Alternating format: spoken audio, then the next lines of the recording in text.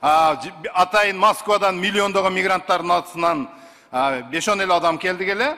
Мүмкүн болсо көбүрөөк берсеңиздер жакшы болмок. Бизге 3 мүнөт азыраак болуп калат экен, эми баары айтып кое берейин.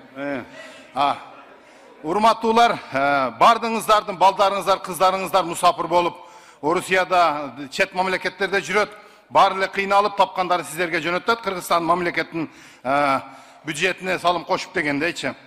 Биздин Москвадагы мигранттардын эң көйгөйлүү маселеси азыр регистрация маселеси болуп атат. Урматтуу миграция боюнча президенттик министрлик ушуну чечет деп биздин үмүтүбүз чоң. Мигранттар аябай суранды ушул мигранттардын регистрация маселесин чечип берсин деп. Анан мигрант деген бир тиркеме чыгарсын деп атабыз. Болбосо мына түндүк деген системага кошуп койсо ошол онлайн эле бардык жокту документти башканы ошол онлайн эле бүтүрсө жакшы болмок да. Анан дагы бир эң чоң маселе бул наркотика менен кармалып аткан биздин жарандар. 1000ден ашык сиздердин бала чакаңыздар отурат азыр Орусияда. Бул эң азы 12 жыл, болбосо 25 жылга чейин кетишип атат ошолор ил акчап. Ошого мүмкүн болсо телевидениеден тынбай ролик башка чыгарып туруп, ушул көйгөйдү элге жеткизип, ушуга жолоо деп айтыш керек болуп атат. Анан мигранттарга бул жактан мүмкүн болсо иш орундарын түзүп азайтсак мигранттар, ошону суранышып атат. Анан жаш балдарга страховка кылыш тиякта өтө эле кыйын. Эмне дегенде мектепке, садикке башкага берейин десе мигранттардын балдары страховка, медстраховка салбайт, медстраховканы кылыш үчүн 50 000 60 000 акча кетет.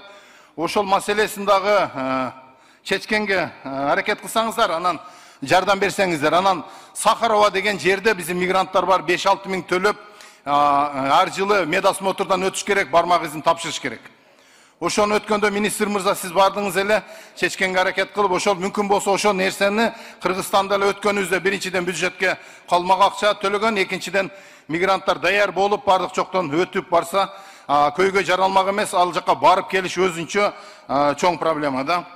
Анан дагы бир маселе, биздин элчи эжебиз бар, урматтуу президент. Ошол жерде элчи эл менен эмес деп көп айтып келди. Кече жогорку кеңеште каралат деп атты эле, элчинин маселеси баткен көйгөйү чыгып калып каралбады. Өзүнүн элдерине башка чет мамлекеттик коопсуздук кызматкерлерге берип аткан мындай элчи иштегенге акысы жок деп ойлойм. Өткөндө 1-2 маселени айтсак, бизди арызданып 3-4 адамды тияктан бизди тартып кетишип атат. Анан мүмкүн болсо биз аз эле адам келгенбиз чет мамлекеттен. Урматтуу Садыр Нуркожоевич, сиз өзүңүз ушул прием кылып, биз менен жекече сүйлөшүп, көйгөйлөрдү угуп берсеңиз жакшы болмок эле. Рахмат чоң.